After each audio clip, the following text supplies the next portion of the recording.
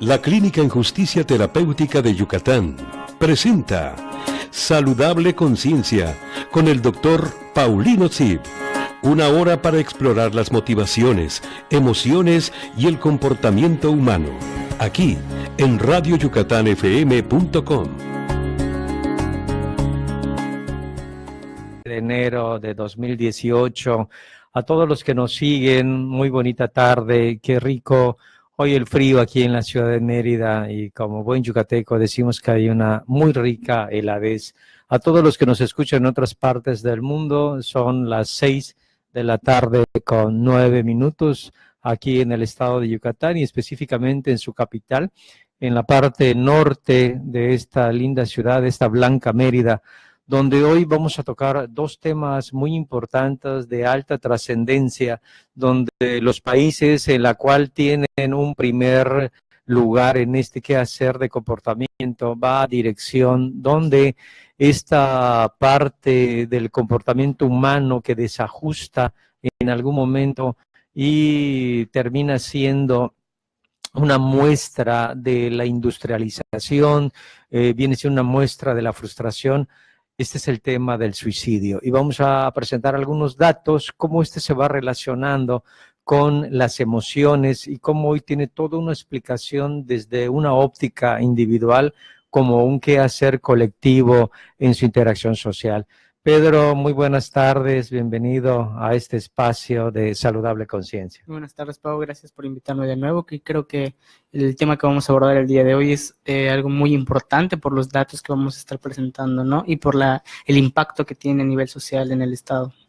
Acabas de hacer énfasis a algo que hemos siempre buscado y presentado en el auditorio, que son datos, ¿no? Ya en este quehacer como investigadores en el área de la psicología, hoy lo que queremos es socializar una cantidad de información y al igual voy a traer algunos datos sobre emociones que se llevaron a cabo en un reclusorio donde se evalúa las emociones negativas y esto cómo va impactando en el comportamiento del secuestro, de los homicidios, de la violación. Entonces vamos a mirar cómo estos espacios de las emociones no resueltas no solo van impactando en la interacción social en los individuos, en su malestar individual, sino cómo llega y brinca las fronteras, rompiendo el quehacer de la interacción y llegando a comportamientos delictivos.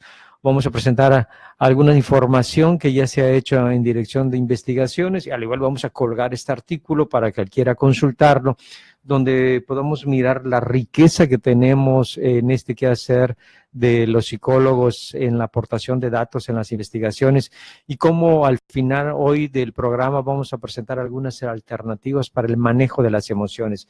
Y si ustedes recuerdan en programas anteriores, igual presentamos técnicas, una técnica específicamente de la escritura emocional autorreflexiva para cómo canalizar estas emociones que en ocasiones no terminan siendo algo benéfico para la salud. Pero en sí, dos temas puntuales. Hoy vamos a hablar de las emociones en relación con el suicidio y con estas expresiones disfuncionales hacia los demás que va al homicidio, que va a las violaciones, que va al secuestro. Obviamente todo esto con datos de investigación. Les esperamos sus comentarios, les esperamos sus señalamientos, esperamos que aporten a esta mesa de manera directa a la gente que lo pueda hacer, como de manera indirecta a aquellos que posteriormente vean estas grabaciones y podamos ir desarrollando una cultura en dirección de saludable conciencia en un matiz de carácter científico. Pedro, ¿qué es lo que tú has logrado junto con tu equipo de investigación encontrar en dirección del suicidio aquí en Yucatán? Háblanos un poco de tu muestra que se ha recabado y danos datos generales de lo que se ha venido haciendo con la información que se ha venido acopiando de los casos aquí en el estado de Yucatán. Bueno, en relación con la investigación que hemos tenido la oportunidad de trabajar, logramos tener una muestra amplia de aproximadamente 640 casos de suicidios registrados por la Fiscalía en el periodo comprendido entre mayo del 2000 2010 al 2014, son casi 5 años en los cuales se registraron estos 640 casos.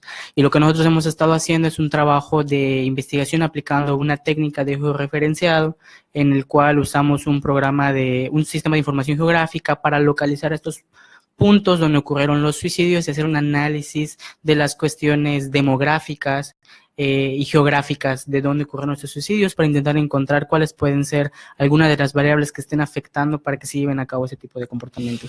Y tú acabas de dar un dato que en ocasiones a los psicólogos se nos escapa cuando vemos el fenómeno muy centrado solamente en el comportamiento uno a uno del individuo sin rastrear los otros factores. En el 2011 aproximadamente se estaba buscando los indicadores a nivel federal que nos van pautando cuáles son aquellos factores y características que llevan al comportamiento delictivo. Y, oh sorpresa, el que ocupaba el 7º lugar aquí en Yucatán y entre el 7º y el 11º lugar a nivel nacional era la geografía. En algún momento esto se empezó a discutir, ¿cómo que la geografía va en relación con la comisión del delito o el comportamiento antisocial? Pues sí, si nosotros miramos, la geografía juega un papel muy importante donde tú vas permitiendo que la persona sea rápidamente ubicada o la persona o las personas tengan ese espacio de decidir realizar o no este quehacer delictivo, ¿no? Entonces empezamos a mirar donde la geografía va en planicie, donde la geografía empieza a matizar variables como el alumbrado, como las calles. Esto nos empieza a hablar que son elementos desde el argot criminológico criminorrepelentes, lo cual esto significa que van ahuyentando o disminuyen las tasas delictivas. Entonces, cuando tú estás hablando de un tema en relación con el suicidio, vemos que la geografía en relación con la distribución que se tiene de la zona, con estas variables como el alumbrado y como las carreteras y el quehacer pavimentado, juega un papel importante para repeler un comportamiento antisocial. Entonces, cuando tú estás hablando del suicidio y georreferenciar, la idea es mirar qué condiciones ambientales se están conjugando para que se lleven a cabo o para que se vayan repeliendo el comportamiento disruptivo, en este caso un suicidio. ¿Qué datos alrededor del suicidio ustedes han encontrado? Pues uno que nos sorprendió muchísimo cuando estuvimos haciendo el análisis de los datos tiene que ver con la cuestión climatológica, o sea, toda esta parte de la cuestión geográfica y del espacio. Por ejemplo, al momento de cruzar los referenciados de los suicidios que habían ocurrido por años y hacer un análisis general de la concentración de temperatura, bueno, estamos en Mérida y vemos que la cantidad de árboles ha disminuido y realmente hay muchísimo calor en ciertas temporadas. Nos pudimos dar cuenta igual cómo la distribución de la ocurrencia de suicidios igual está más centrada, por ejemplo, en Mérida, ¿no? Es donde más ocurren suicidios y cómo en espacios como pueden ser pueblos alejados ocurren 2, 3, un suicidio al año. Y igual la temperatura en esas es como que más fresca. Eso nos llamó mucho la atención porque hay algunos estudios que dicen que cuando hay época de frío es cuando suceden más suicidios, por la cuestión de la nostalgia, cambios en el cuerpo, entre otras características, ¿no? Entonces, a nosotros nos llamó mucho la atención estos resultados que aún estamos analizándolos y tratando de cruzar más información del clima para poder comprender qué está sucediendo acá, ¿no? Claro, cuando lo que tú acabas de mencionar, hay una percepción errónea donde dice que la gente, cuando hay fresco, cuando bajan las temperaturas, hay mayor suicidio. Eso es una mentira. Los suicidios se dan en periodos de calor, ¿no? Donde la ruta va mayo, junio, julio y agosto, ¿no? Son los periodos, los 4 meses con mayor índice de suicidio y no así como la idea errónea que se está queriendo vender, que en periodos fríos hay más suicidios. Se está confundiendo con un factor que está sucediendo en las partes pico del globo terráqueo, donde se ausenta la luz por un tiempo, aumenta la depresión porque una sustancia que estimula la parte talámica hace que vaya a decremento esta sustancia y aumenta los estados depresivos que van amarrando con el suicidio, pero esto va en dirección de la disminución de luz en estos lugares. Entonces, esta variable que han traído al trópico no aplica, porque en el trópico es diferente. En el trópico, el periodo del suicidio se da en los meses de mayor calor, o sea, en mayo, junio, julio y agosto. Aunque aquí va en relación otra variable que no ha podido ser totalmente contundente, el consumo de bebidas embriagantes. Sí. ¿No? Una de las propuestas que hemos estado analizando es que, bueno, somos igual, el estado de Yucatán es uno de los primeros estados en el consumo de alcohol. Entonces tiene que ver igual con el calor. Nos dicen, pues se antoja una cervecita y cada fin de semana.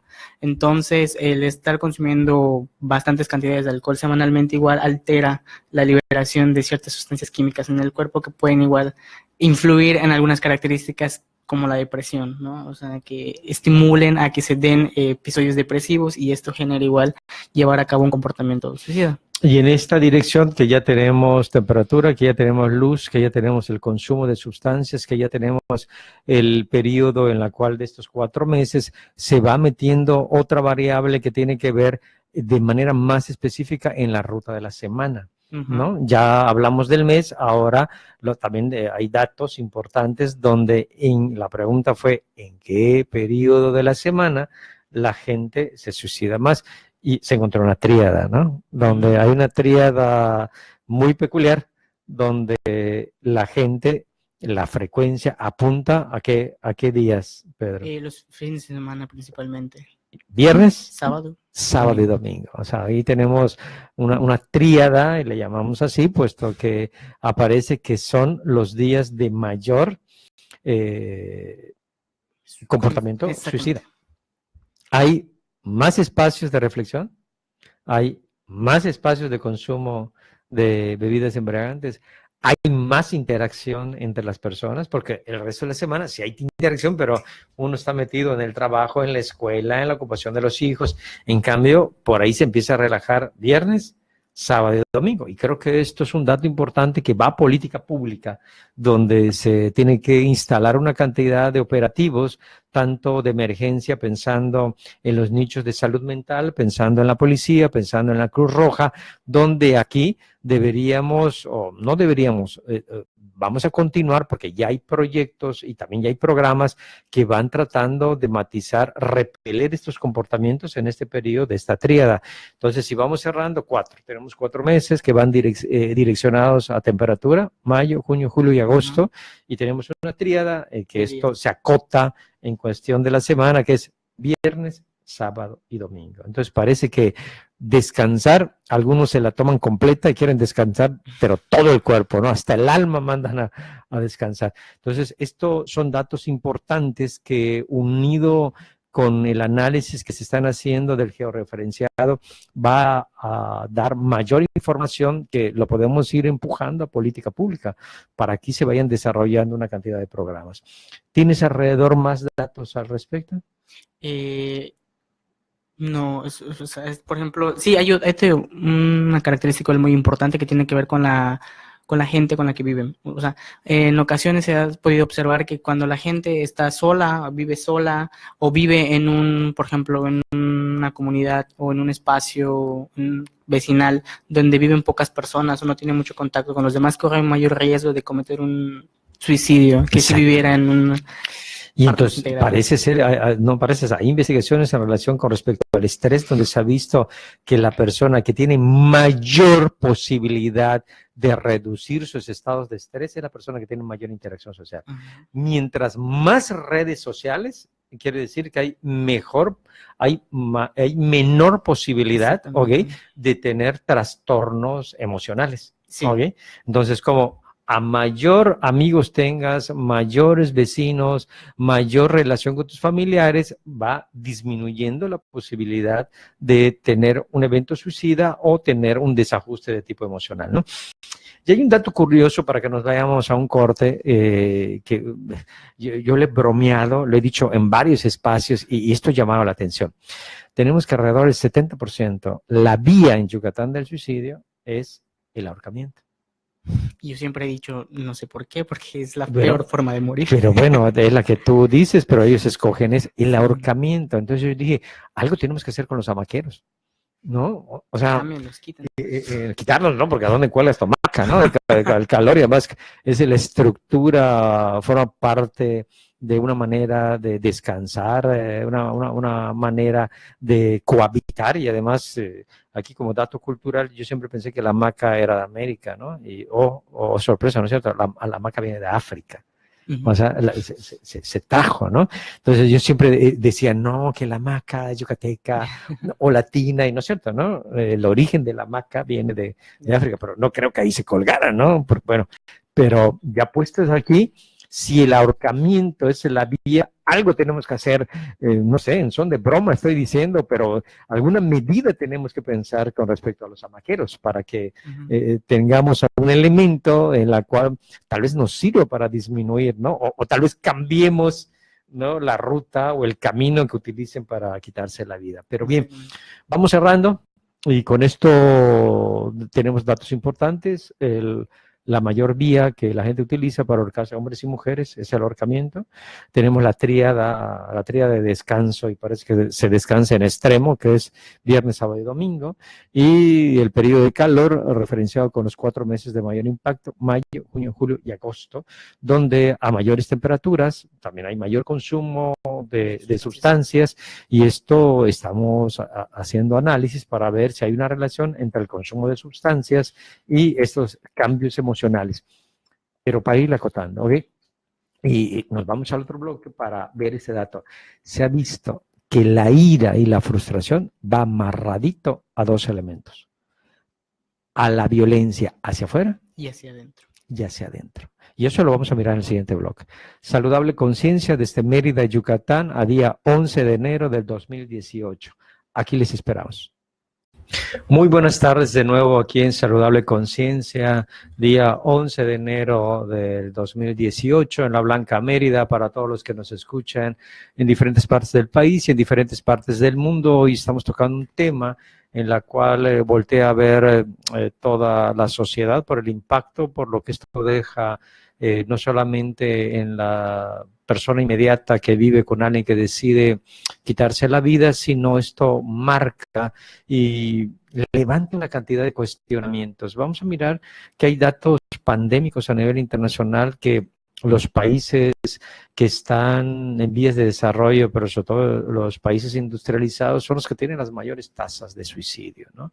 Y esto nos empieza a preguntar qué es lo que pasa. Hay una correlación inversa cuando crece la sociedad, nos lleva a esta fórmula. A mayor personas que viven en un espacio, menor interacción. O sea, eso es paradójico, ¿no? Sí. Emma, muy buenas tardes, bienvenida a Saludables Conciencia.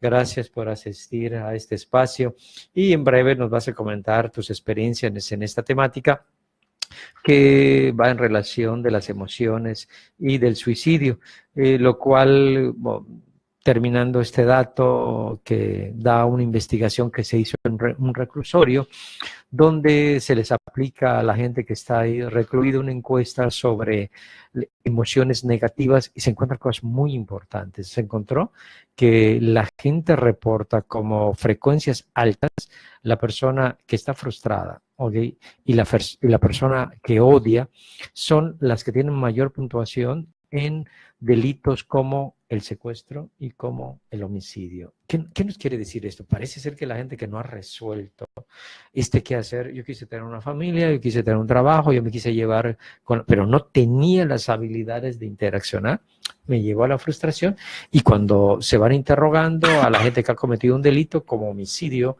como secuestro y también pegadito ahí con violación, se encuentran datos importantes que la emoción que va apareciendo es la frustración y el odio en dirección a la ira.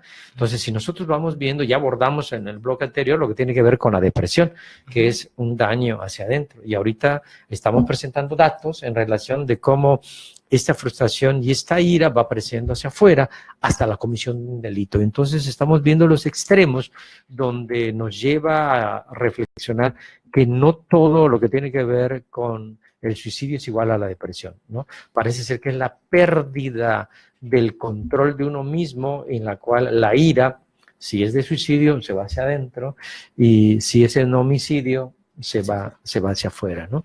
Gracias, Gema, por estar con nosotros, y coméntanos de dónde vienes, y por ahí nos decías un poquito que nos vas a hablar de tus experiencias en este tema. Así es, buenas tardes, doctor Paulino. Pues mi nombre es Gema Gamboa, estoy estudiando la carrera de Psicología en la UADY, en la Facultad de Psicología de UADY, y pues yo he tenido varias experiencias cercanas con personas que han tenido ideación suicida, que han presentado estas emociones, específicamente las de frustración y las de ira, hacia su persona y hacia sus familiares. Tú acabas de tocar un tema que estamos centralizando hoy, esta problemática del suicidio, con la gente ya se suicidó. Y la gente que no escucha tiene que saber que para llegar a este último punto hay dos que les anteceden, Sí. ¿no? Una es la ideación suicida, ¿okay? Que es un poquito lo que tú estás comentando, y el siguiente punto es la planeación. O sea, hay 3 etapas de manera muy genérica, hay cosas intermedias, pero hay 3 etapas en relación al suicidio. Alguien empieza a tener como alternativa el suicidio, ¿no? O sea, empieza a considerarlo en su agenda, que el suicidio, quitarse la vida, puede ser algo que libere este malestar, ¿no? Sí, y un dato interesante es que la ideación suicida se presenta 20 veces más que el suicidio realizado.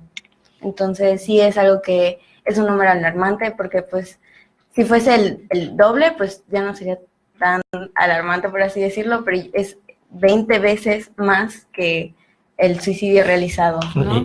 Pero lo que tú estás diciendo, esto va a un espacio, considera cuánta gente que nos está escuchando y nos está mirando, en su agenda ha estado la opción del suicidio, ¿no? Entonces, creo que es de suma importancia tener trabajos, como hoy se está haciendo, no solamente la gente que ya se suicidó y tratar de entenderlo, sino hacer estudios, como ya se hace también aquí en Yucatán, como en otras partes del mundo. ¿Qué pasa con aquellos que están en las etapas previas? Como lo que tú estás comentando en relación de la ideación suicida. Y la ideación suicida, para ir concretando, es cuando entra en tu agenda que el suicidio es una opción para liberar este dolor que traes. ¿Ok? Sí. Y la segunda etapa, que es la planeación. Y acá hay datos importantes en relación cuando tú ya empiezas a darle un orden a cómo vas a llevar a cabo el suicidio, ¿no? Empiezas a determinar el horario, empiezas a determinar el medio por el cual tú vas a cometer el suicidio, empiezas a determinar qué van a pasar con tus cosas, empiezas a dónde, empiezas a gastar dinero, si tienes tarjetas de crédito, las revientas, ¿ok? Si tú tienes algunos bienes, los empiezas a dejar. O sea, hay toda una planificación, porque sí, hasta ese momento has tomado ya la opción de que vas a atentar contra tu integridad física. Y esto, entonces, estamos hablando de la segunda etapa, que esto tiene que ver con la planeación. Y hay datos importantes, como sobre todo que parece ser que una parte final de esta etapa es cuando alguien ya hace una carta, que se le llama, en el que hacer en el argot de la psicología forense, es una carta póstuma, ¿no? Donde uno deja una cantidad de pensamientos para que le lea a la gente cuando descubra que ha hecho algo en contra de su salud. Cuéntanos sus experiencias en esta relación que estamos aquí platicando. Pues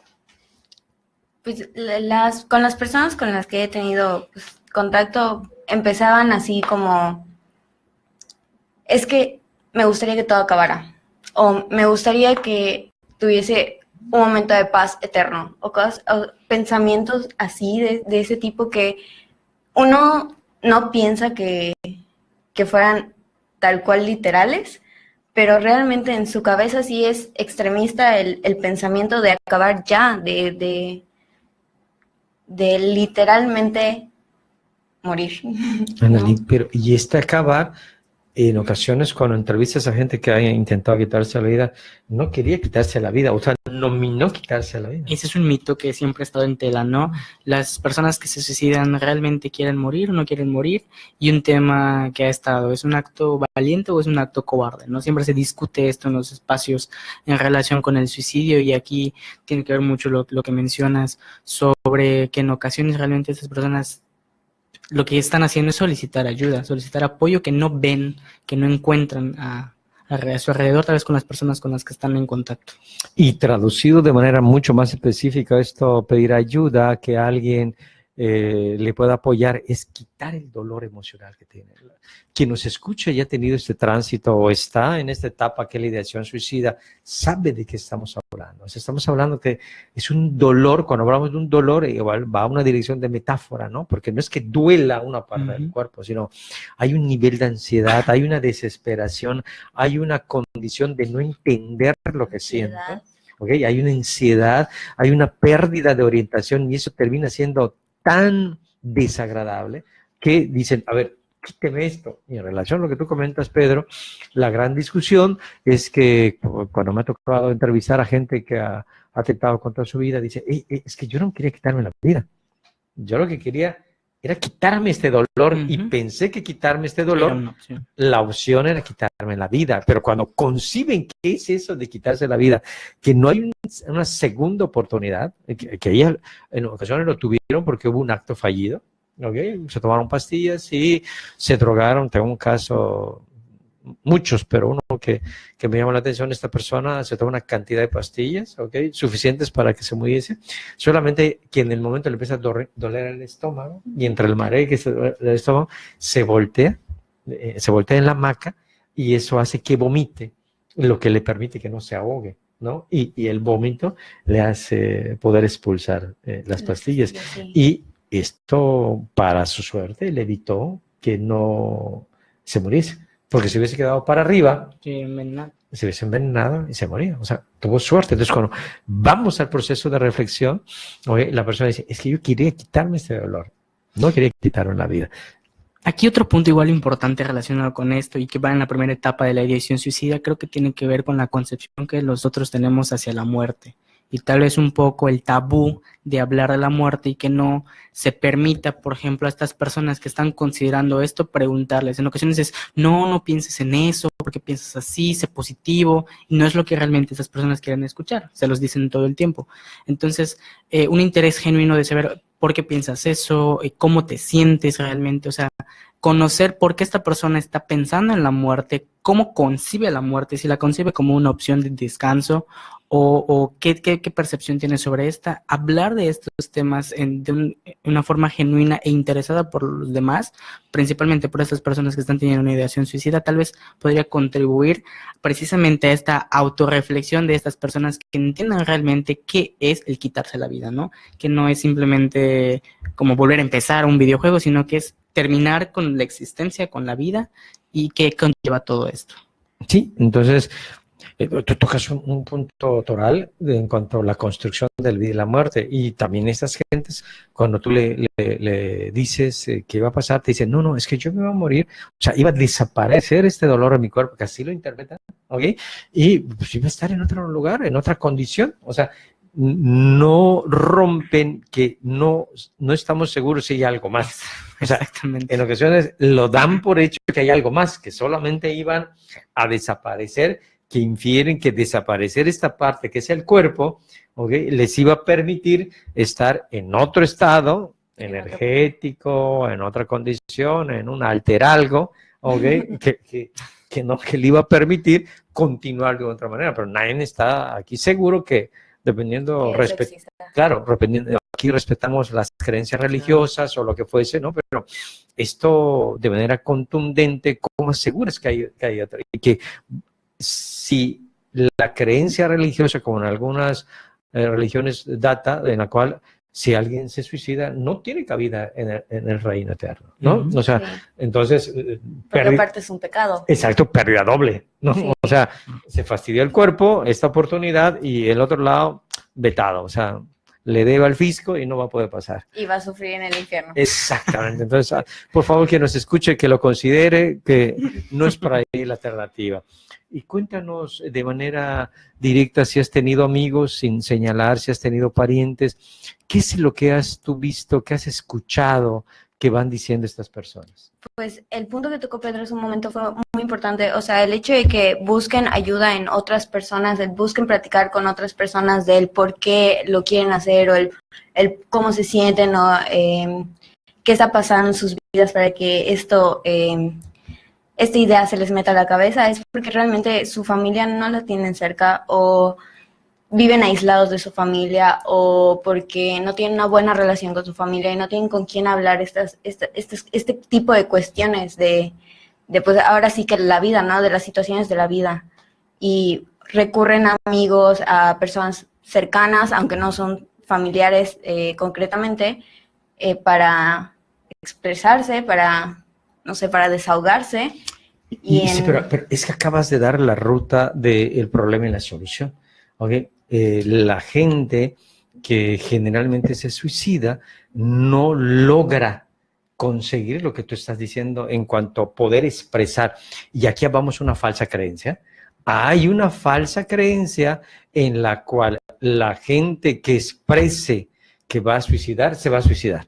Ujú. Esto es entre las creencias falsas que se tienen, es que no hables de este tema porque lo va a ejecutar. Y eso es una mentira. O sea, científicamente no se ha podido demostrar que la persona que hable que se va a suicidar, se suicida.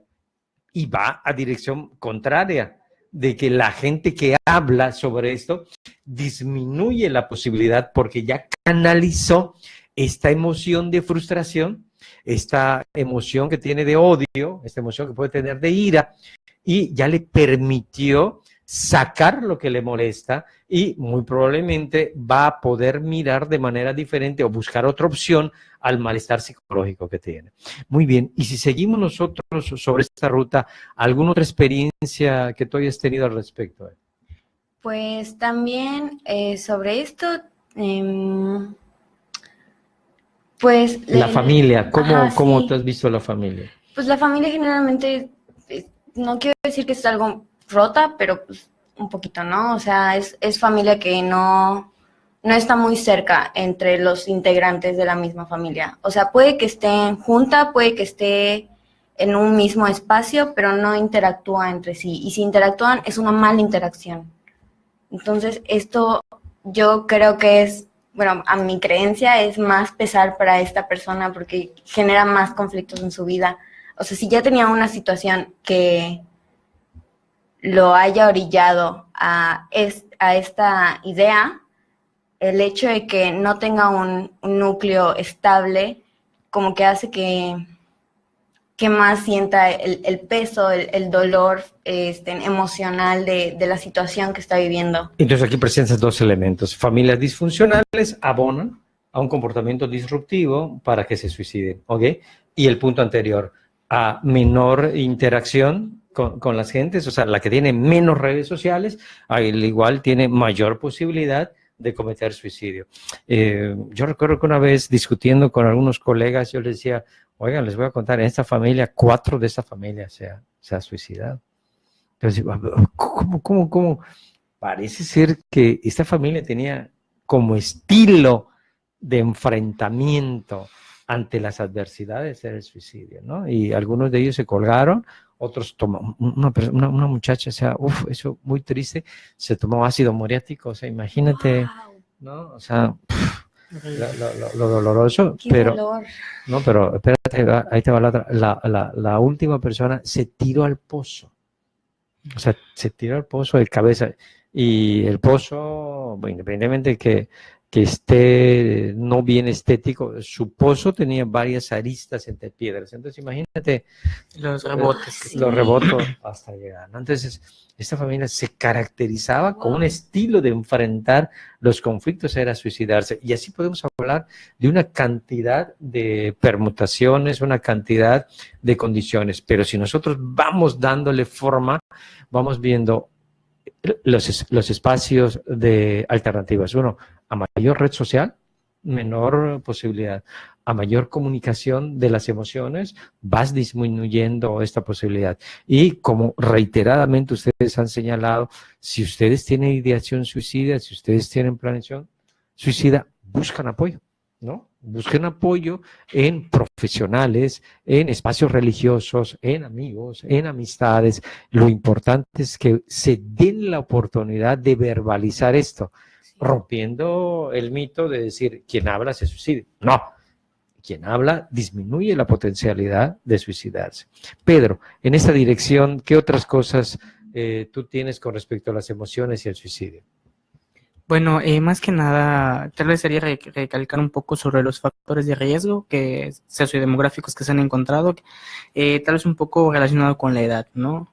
En relación con esta capacidad de madurez y estilos de afrontamiento en las cuales las personas pues afrontan los problemas, hay un poco buen manejo de estas cuestiones de frustración principalmente, y en estas, por ejemplo, hay dos cuestiones, una que tiene que ver con las relaciones interpersonales, en específico con la de pareja, ¿no? En ocasiones el estado civil, cuando una persona ha tenido parejas y no han sido relaciones funcionales, pues empieza a generar cierta frustración que puede llevarla a cometer este comportamiento. Y otra relacionada tal vez con la cuestión laboral, personas tal vez insatisfechas con el trabajo que tienen, que no están a gusto, o en sus jefes no les agreden o no les gusta la forma de trabajar, que igual se van frustrando en este espacio. Entonces ahora sumemos, si la familia está mal, la relación de pareja está mal, el aspecto laboral está mal, pues son personas que no tienen dónde respirar y dónde canalizar estas características. No sería como bueno resaltar nada más esto.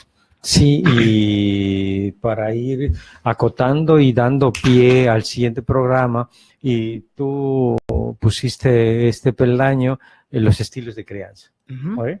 Los estilos de crianza hace referencia a la forma en la cual la dinámica familiar fue llevando a las personas a resolver los conflictos. Es inherente los conflictos en la vida, o sea, el conflicto es parte de la oportunidad de ver qué traes en la mochila para echar a andar los instrumentos, ¿no? O sea, el conflicto te dice, a ver, hurga ahí para ver qué tanto tú tienes y cómo puedes resolver.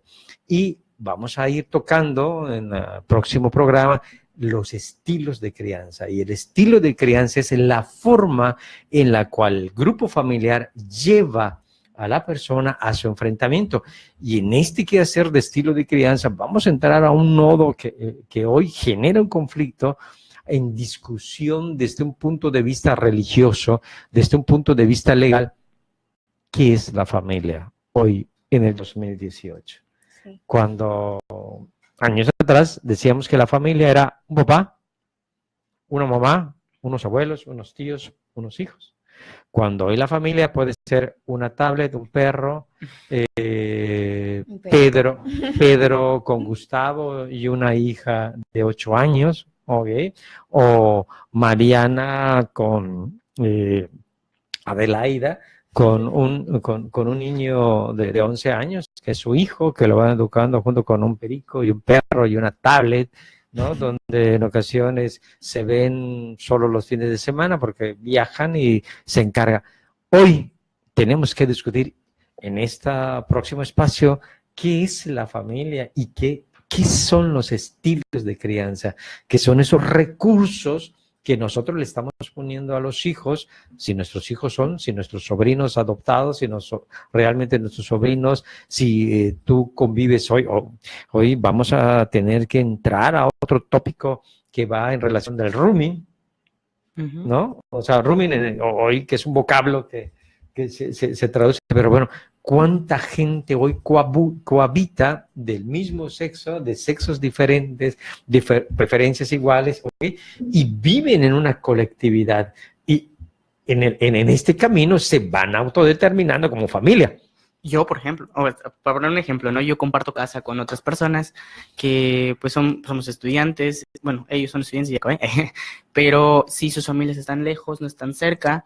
Exacto, y bueno, ya ahorita llevo poco tiempo, ¿no? 5 o 6 meses conviviendo con ellos, pero generas una dinámica. ¿Y con quién platicas si tu familia está lejos? No es lo mismo una llamada o que estés interactuando directamente con alguien, ¿no? Sí, la dinámica en realidad cambia y pues sí, pasa en ocasiones igual que viven en la misma casa, pero no se comunican. Entonces, ahí está el riesgo, aunque estén viviendo en el mismo lugar, si no se comunican, si no hay interacción, pues sí aumenta el riesgo, ¿no? Pero sí la dinámica de convivir con personas diferentes, con estilos de crianza diferentes, que vienen por el estilo de familia al que pertenecen, hay un cambio realmente entre cómo te comunicas y cómo te llevas con ellos. Claro, si hoy el programa se basó en las emociones y hoy en sus impactos en dirección del suicidio que hemos abordado como tema principal, pero en el camino con los datos y con lo que vamos a colgar sobre la gente que no resuelve emociones en dirección de la frustración, del odio, de la ira, okay, de la vergüenza, vemos cómo esto termina impactando en comportamiento antisocial, en homicidio, en secuestro, en robo. Entonces tenemos aquí como que la base, la frustración, y se va dando las expresiones en emociones no adaptadas, en condiciones no resueltas.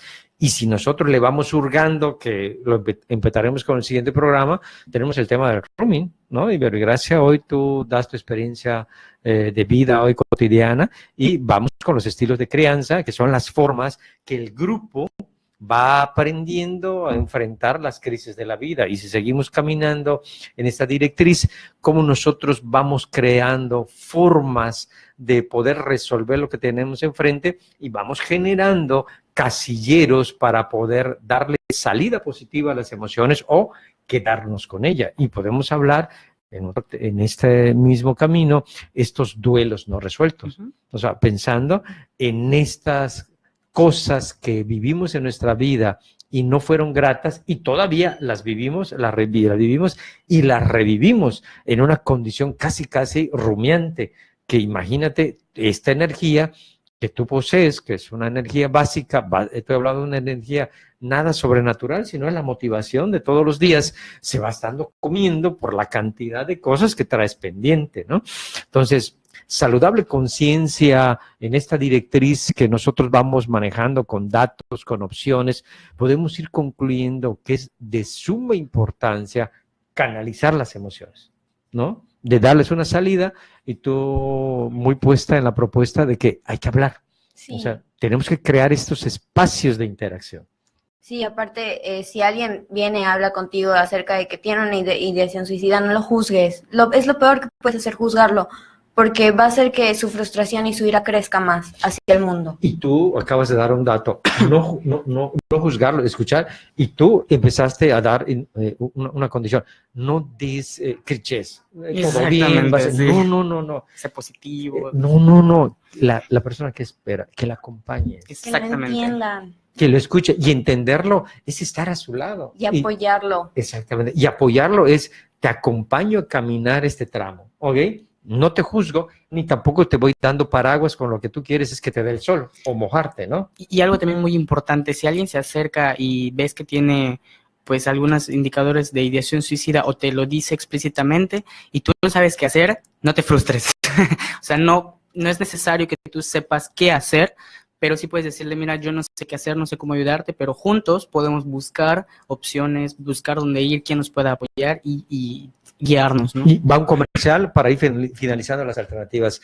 Hay una aplicación europea, ¿okay? Sí, donde hay un espacio para aquellos que traen ideación suicida, para aquellos que traen planeación y para aquellos que ya lo han intentado. Esta aplicación se las vamos a pegar, a compartir, donde ahí pueden entrar tanto la gente que se sienta agraviada como el observador, como aquella persona que mira que alguien a su alrededor puede cometer un suicidio. Y si seguimos navegando, empezamos a ver que Google también ya tiene una aplicación por ahí que podemos hacer uso. No solo el qué hacer en tecnologías, como lo que aquí acabamos de mencionar, sino también la interacción uno a uno. Saludable conciencia se da y puede tener ese nivel de impacto. Gracias, Omar. Omar, gracias por todo tu apoyo técnico.